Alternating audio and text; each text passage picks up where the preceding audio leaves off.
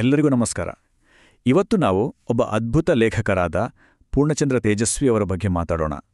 ಅವರ ವೈಯಕ್ತಿಕ ಬರಹಗಳನ್ನೇ ಆಧಾರವಾಗಿಟ್ಕೊಂಡು ಅವರ ಪರಿಸರ ಪ್ರೀತಿಯ ಹಿಂದಿನ ಆ ಒಂದು ವಿಶಿಷ್ಟ ಪಯಣ ಹೇಗಿತ್ತು ಅಂತ ನೋಡೋಣ. ನೋಡಿ, ತೇಜಸ್ವಿಯವರ ಈ ಮಾತುಗಳಲ್ಲೇ ಎಂಥ ಶಕ್ತಿ ಇದೆ ಅಲ್ವಾ. ಇದು ನಮ್ಮ ಇವತ್ತಿನ ಕಥೆಗೆ ಒಂದು ರೀತಿಯಲ್ಲಿ ಮುನ್ನುಡಿ ಇದ್ದಾಗೆ.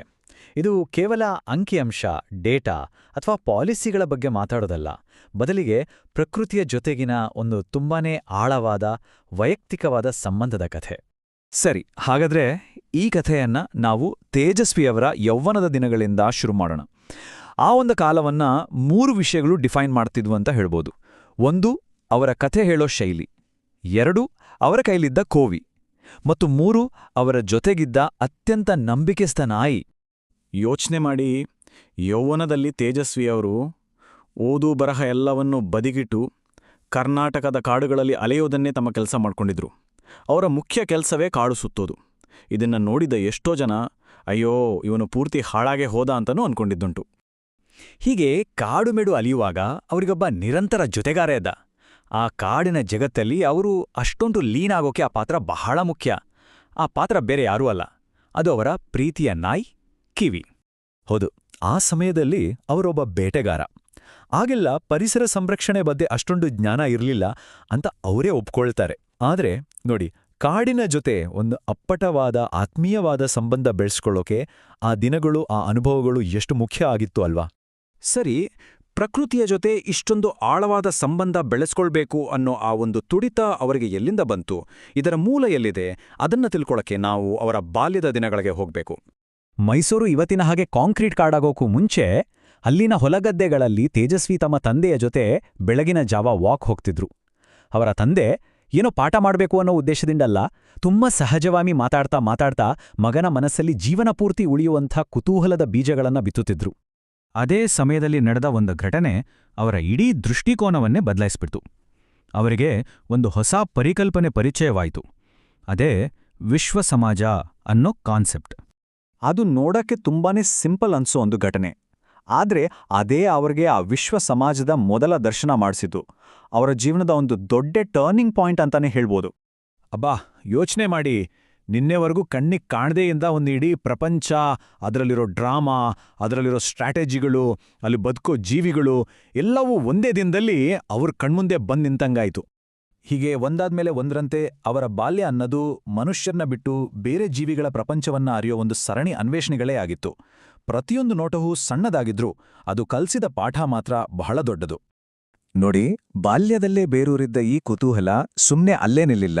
ಅದು ಅವರ ಜೀವನದ ಪ್ರತಿಯೊಂದು ಆಯ್ಕೆಯ ಮೇಲೂ ಪ್ರಭಾವ ಬೀರಿತು.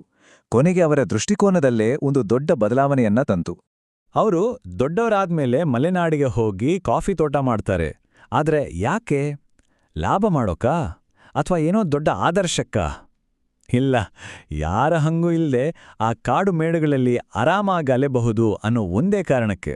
ಅದೊಂದು ಬಿಸ್ನೆಸ್ ಡಿಸಿಷನ್ ಆಗಿರಲಿಲ್ಲ, ಅದೊಂದು ಲೈಫ್ ಡಿಸಿಷನ್ ಆಗಿತ್ತು. ಹೀಗೆ ವರ್ಷಗಳು ಕಳೆದಂತೆ ಆ ಬೇಟೆಗಾರನ ದೃಷ್ಟಿ ಬದಲಾಗ್ತಾ ಹೋಯ್ತು.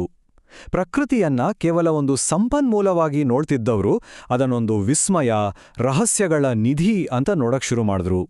ಅವರ ಸಂಬಂಧ ಇನ್ನಷ್ಟು ಆಳವಾಯಿತು.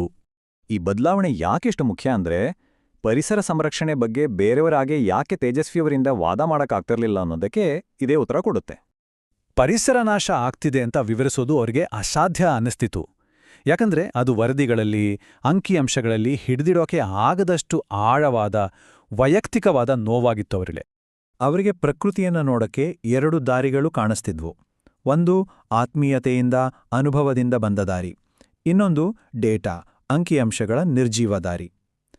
ಅವರಿಗೆ 2ನೇ ದಾರಿಯಲ್ಲಿ ವಾದಿಸೋದು, ಪ್ರೀತಿಪಾತ್ರರನ್ನ ಕಳೆದುಕೊಂಡ ನೋವನ್ನ ಆ ಅನುಭವವೇ ಇಲ್ಲದವರತ್ರ ವಿವರಿಸಿದ ಹಾಗೆ ಟೊಳ್ಳಾಗಿ ಕಾಣ್ತಿತ್ತು. ಅವರ ಪ್ರಕಾರ ಕಾಡುಗಳ ನಾಶ ಅಂದ್ರೆ ಕೇವಲ ಮರಗಳನ್ನ, ಪ್ರಾಣಿಗಳನ್ನ ಕಳ್ಕೊಳ್ಳೋದಲ್ಲ. ಅದಕ್ಕಿಂತ ದೊಡ್ಡ ನಷ್ಟ ಅಂದ್ರೆ ಮುಂದಿನ ಜನಾಂಗಕ್ಕೆ ಸಿಗಬೇಕಾಗಿದ್ದ ಆ ವಿಸ್ಮಯ, ಆ ರಹಸ್ಯ, ಆ ಅದ್ಭುತಗಳ ಒಂದು ನಿಧಿಯನ್ನೇ ಕಸಿದುಕೊಂಡ ಹಾಗೆ. ಅದರಿಂದ ಮನಸ್ಸು ಖಿನ್ನವಾಗುತ್ತೆ ಅಂತಾರೆ. ಇದುವೇ ಅವರು ನಡೆದು ಬಂದ ದಾರಿ.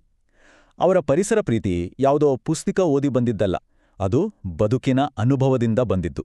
ನೋಡಿ, ಈ ಒಂದು ಘಟನೆಯಿಂದ ನಾನು ಪರಿಸರವಾದಿ ಆದೆ ಅಂತ ಅವರು ಹೇಳೋಕ್ಕಾಗಲ್ಲ.